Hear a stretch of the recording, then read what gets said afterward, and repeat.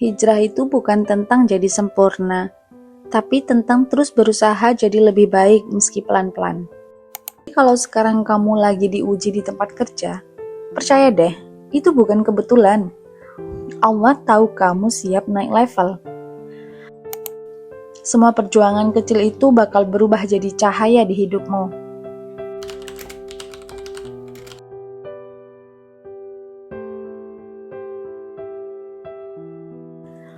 Assalamualaikum warahmatullahi wabarakatuh.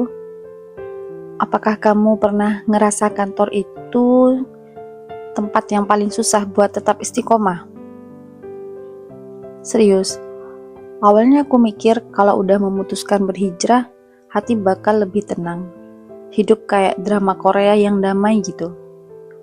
Ternyata kantor justru jadi tempat ujian paling epik. Kayak setiap hari itu ada aja yang nguji kesabaran. Kadang lucu, kadang bikin pengen nangis sambil ngetik laporan. Hehehe. Jadi pas awal hijrah, aku mulai pakai baju yang lebih tertutup. Kerudungnya juga lebih panjang. Pertama kali aku masuk kantor dengan outfit baru, sumpah, rasanya itu kayak jadi pusat perhatian dadakan. Dan teman-teman langsung ngomong, kok beda ya? Wah, sekarang alim ya? Aku cuma bisa senyum kaku, padahal dalam hati kayak, ya ampun, please deh, jangan dibahas, gue gugup. Terus soal sholat, dulu aku santai banget. Kalau lagi asik ngerjain kerjaan bisa molor. Dan sekarang, gak bisa.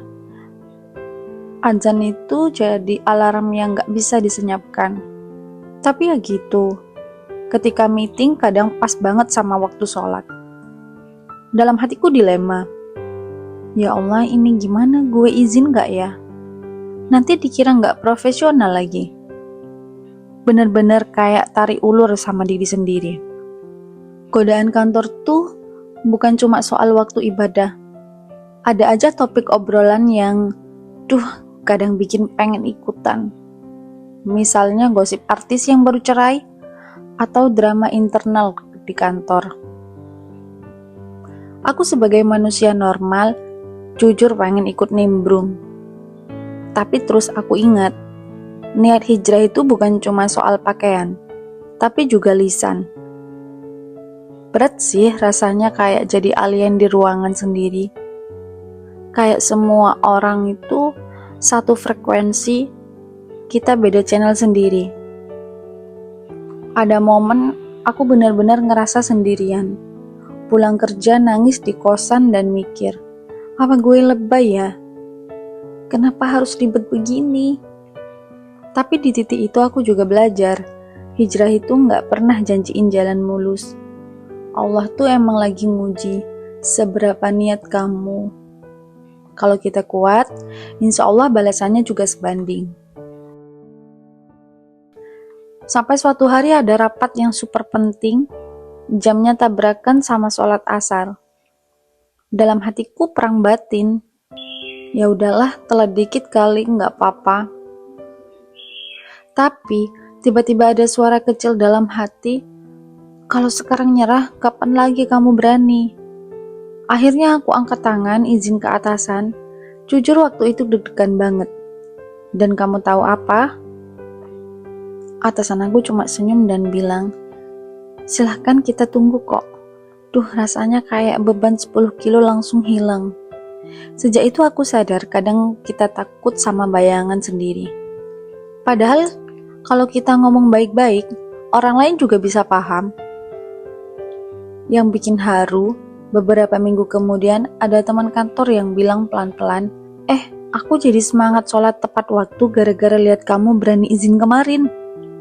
Ya Allah, aku langsung mewek dalam hati. Keberanian kecil kita ternyata bisa jadi jalan hidayah buat orang lain. Keren banget kan rencana Allah? Jadi, buat kamu yang lagi di fase kayak aku, please jangan nyerah. Ada beberapa hal yang bisa ngebantu aku. Yang pertama, komunikasi manis ke atasan. Jelasin dengan sopan kalau kamu butuh 5-10 menit buat sholat, Banyak kok bos yang justru respect. Kedua, cari teman sefrekuensi, walau cuma 1-2 orang. Itu udah berasa kayak oase di padang pasir kantor. Yang ketiga, jangan pernah bandingin proses. Hijrah bukan lomba, bukan siapa yang paling cepat jadi super alim. Kita semua punya jalan masing-masing. Yang keempat, self-reminder setiap hari. Kadang kita sendiri yang harus jadi motivator buat diri sendiri. Tulis kata-kata positif di stick note, tempel di laptop, trust me itu nyelamatin mood banget. Dan yang paling penting, selalu ingat, hijrah itu bukan tentang jadi sempurna, tapi tentang terus berusaha jadi lebih baik meski pelan-pelan. Dan satu hal lagi, jangan merasa kamu sendirian dalam perjalanan ini. Banyak banget kok orang di luar sana yang juga berjuang, cuma bedanya mereka nggak cerita. Ada yang diem-diem nangis di toilet kantor karena ngerasa nggak sekuat orang lain. Ada yang masih belajar menolak ajakan nongkrong di tempat yang kurang pas. Kita semua sama, cuma beda bab cerita aja. Kadang tuh yang bikin berat bukan ujiannya, tapi ekspektasi kita sendiri. Kita pengen langsung berubah total, langsung bisa istiqomah tanpa jatuh lagi. Padahal, proses hijrah itu nggak kayak naik tangga. Kalau kamu capek, nggak apa kok istirahat sebentar. Yang penting jangan turun lagi.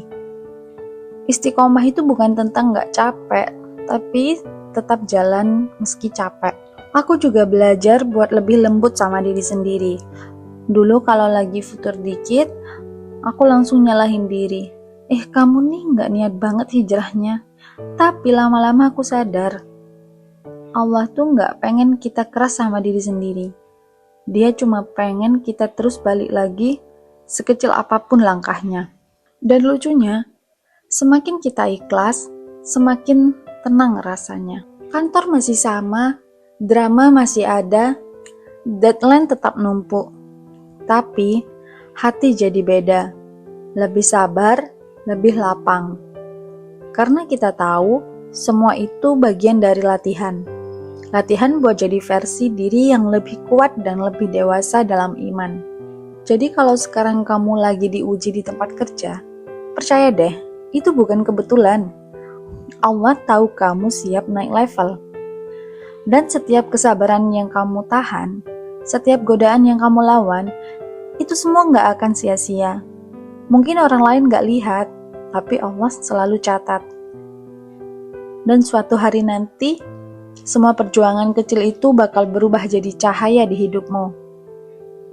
Jadi, ujian di kantor tuh emang paket komplit. Kadang capek, kadang pengen nyerah. Tapi justru disitulah kita dilatih sabar dan ikhlas. Setiap langkah kecil yang kita ambil, sekecil apapun itu, selalu dilihat Allah. Jangan takut beda, jangan takut dianggap aneh. Karena yang kita cari bukan tepuk tangan orang, tapi ridhonya. Semangat ya, kita berproses bareng. Kalau kamu sekarang lagi ngerasa sendiri, ingat, Allah selalu dekat. Bahkan, lebih dekat dari rasa insecure kita sendiri. Pelan-pelan aja, yang penting jalan terus. Dan jangan lupa, kamu nggak gagal cuma karena kamu butuh waktu. Kamu sedang tumbuh. Terima kasih udah dengerin cerita panjangku malam ini. Kalau kamu punya pengalaman atau cara sendiri buat belajar lebih baik, tulis di komentar ya. Siapa tahu ceritamu jadi kekuatan buat orang lain yang lagi berjuang. Dan jangan lupa like, share, dan subscribe supaya kita bisa saling menguatkan terus di perjalanan ini. Ingat, Tuhan udah maafin.